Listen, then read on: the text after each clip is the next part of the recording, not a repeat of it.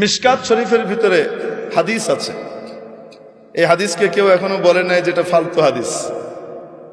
এই হাদিসকে সকল হাদিস বিশারদরা এটাকে উঁচু মানের গ্রহণযোগ্য হাদিস হিসেবে স্বীকৃতি দিয়েছেন। রাসূল পাক সাল্লাল্লাহু আলাইহি ওয়াসাল্লাম বলেন, মুসা আলাইহিস সালামের সাথে একবার আদম আলাইহিস সালামের দেখা হলো। তো মুসা আলাইহিস সালাম আদম আলাইহিস সালামকে বলছেন, আব্বাজান, আল্লাহ তাআলা এত কিছু জান্নাতে আপনাদেরকে দিয়ে রাখলো, শুধু একটা গাছ এটার কাছে যেতে না করলো, এটা না খাইলে হতো না? কেন? আপনি খাইছেন বলে তো আমরা দুনিয়াতে আইতে এসেছি।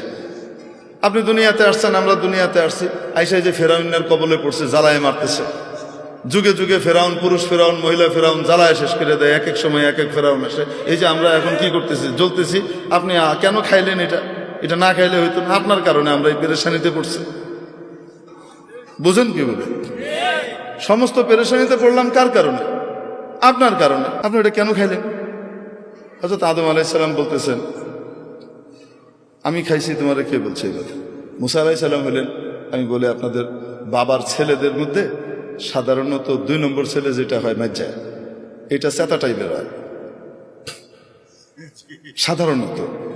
আল্লাহ তাআলা এটারে বানান শত্রু বাহিনী এসে যেন তার বাবার জমি টমি দখল করে নিতে না পারে। আর বড়টাকে বানান আল্লাহ তাআলা অনেক বুদ্ধিমান হয়, কিন্তু বেকুবের মতো থাকে, একটু সাদা সিধা থাকে, ওটা ঠান্ডা থাকে। আল্লাহ বানানি ঠান্ডা, কারণ সবাইকে লইয়ে চলতে হবে। তো ভাই বোনগুলোর ভিতরে যেন মিল মহব্বত রাখা যায়, সাধারণত এই বুদ্ধিটা আল্লাহ তাআলা বড়টাকে দিয়ে রাখেন। আবার কখনো এটার বিপরীত ঘটে। ঘটে কি ঘটে না? তো আদম আলাইহিস সালামের যে পোলাপাইন আছে, এরা সবাই কি সমান? হ্যাঁ, সমস্ত নবীরাই আদম আলাইহিস সালামের আওলাদ। কিন্তু আদম আলাইহিস সালামের আওলাদের ভিতরে মুসা আলাইহিস সালাম হলেন মাইজা পোলার মতো, ওই কাউরে ছেড়ে দেন। খোদ রাসূল সাল্লাল্লাহু আলাইহি সাল্লাম যখন মেরাজে যান, সহিহ মুসলিমের হাদিস, জিবরাইল আলাইহিস সালাম এক এক জায়গায় নিয়ে যাচ্ছেন। আপনারা বিরক্ত হচ্ছেন? আচ্ছা, নিয়ে যাচ্ছেন, এক এক আসমানে যান, এক এক নবীর সাথে দেখা হয় এবং মুসা আলাইহিস সালাম পরিচয় করিয়ে দেন। প্রথম আসমানে দেখা হয়েছে হযরত আদম আলাইহিস সালামের সাথে। রাসূলুল্লাহ সাল্লাল্লাহু আলাইহি সাল্লামকে পরিচয় করিয়ে দিচ্ছেন জিবরাইল আলাইহিস সালাম, হাদা আবুকা আদম, ইনি আপনার আব্বা আদম আলাইহিস সালাম, ফাসাল্লিম আলাইহি, ওনাকে সালাম দেন। এটা প্রোটোকল। তো হযরত আদম আলাইহিস সালামকে কি করতেছে? সালাম দিয়েছেন রাসূল সাল্লাল্লাহু আলাইহি সাল্লাম। আদম আলাইহিস সালাম উঠে দাঁড়িয়েছেন, সন্তানকে সম্ভাষণ জানিয়েছেন, মারহাবাম বিন নবিয়্যিস সালেহ ওয়াল ইবনিস সালেহ, ও আমার প্রিয় সন্তান, ও প্রিয় নবী, শুভেচ্ছা, স্বাগতম। দ্বিতীয় আসমানে গেলেন, ওখানে আরেক নবীর সাথে সাক্ষাৎ। বলছেন, আপনি সালাম দেন, আপনার ভাই অমুক। উনি সালাম দিলেন, উনি বলেন, মারহাবাম বিন নবিয়্যিস সালেহ ওয়াল আখিস সালেহ, ও আমার প্রিয় ভাই, ও আমার সম্মানিত নবী, আপনাকে শুভেচ্ছা, স্বাগতম। এইভাবে যেতে যেতে হযরত মুসা আলাইহিস সালামের সাথে দেখা 6 নম্বর আসমানে। কয় নম্বর আসমানে? 6 নম্বর আসমানে। তো বলছেন সালাম দেন। তো সালাম দিছে, ইনি কে? আপনার ভাই মুসা। সালাম দিয়েছেন। রাসূল সাল্লাল্লাহু আলাইহি ওয়াসাল্লাম বর্ণনাও করেছেন যে আমার ভাই মুসা তোমাদের মতো, তোমাদের মধ্যে অমুকের মতো দেখতে, কাসদি শানুআহ, এদের লোকগুলা যেমন হয় মুসা আলাইহিস সালাম দেখতে এরকম। তোমার সাথে দেখা হলো। দেখা হওয়ার পরে সালাম দিলাম, সালামের জবাব হলো। তারপরে হযরত মুসা আলাইহিস সালাম ওই একই কথা বললেন। এখন রাসূল সাল্লাল্লাহু আলাইহি সাল্লাম যখন পার করে চলে যাচ্ছেন, উপরের দিকে 7ম আসমানের দিকে রওনা হচ্ছেন, তো তখন কান্নাকাটির আওয়াজ শুনতেছেন। কেঁদে কেঁদে কেউ বলতেছে, আল্লাহ, এটা কোনো ইনসাফ? আমার পরে আসছে আর আমার আগে উপরে চলে যেতেছে, এটা কোনো কথা? এটা কিসের ইনসাফ? আমি কত কষ্ট করছি এসে।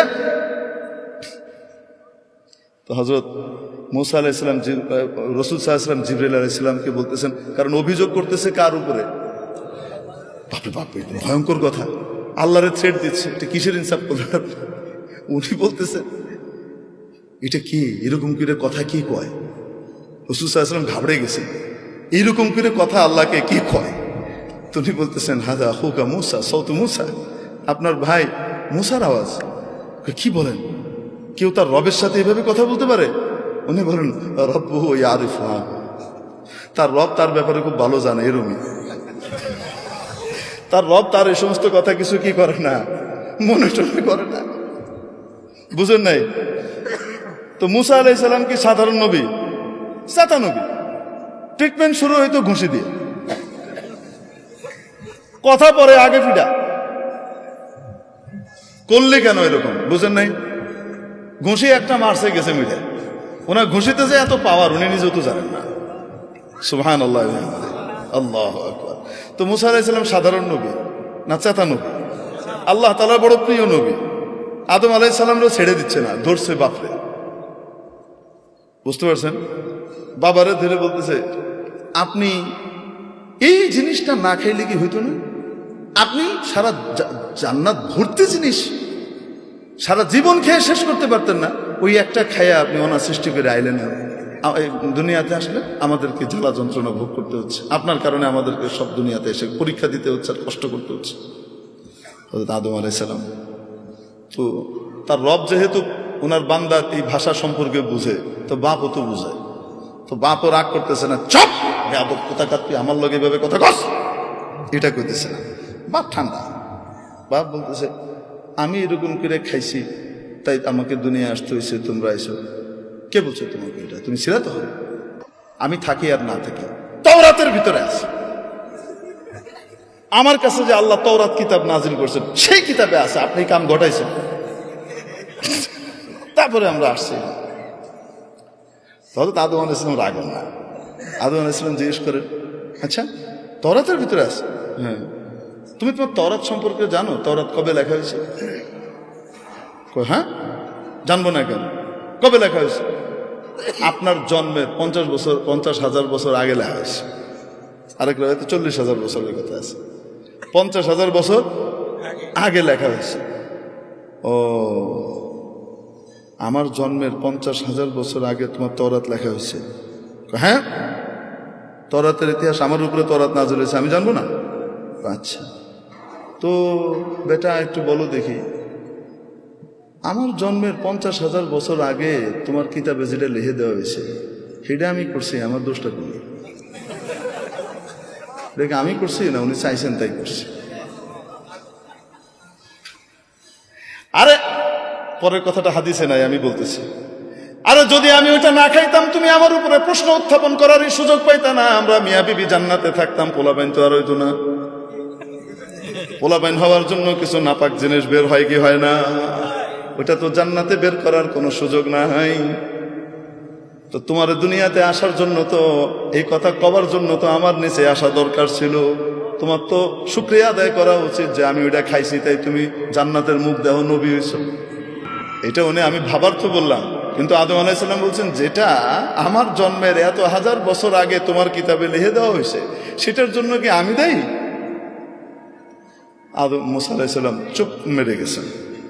রাসূলুল্লাহ সাল্লাল্লাহু আলাইহি ওয়াসাল্লাম এখানে বলেন খুব মজার কথা, ফাহাজ্জা আদম মুসা, আদম মুসাকে পথ করে ফেলাই দিছে। আদম মুসাকে এভাবে কি করছেন? ধাই করে ফেলে দিয়েছেন, হারিয়ে দিয়েছেন। আমরা বলি না আদম মুসাকে কি করেছেন? হারিয়ে দিয়েছেন।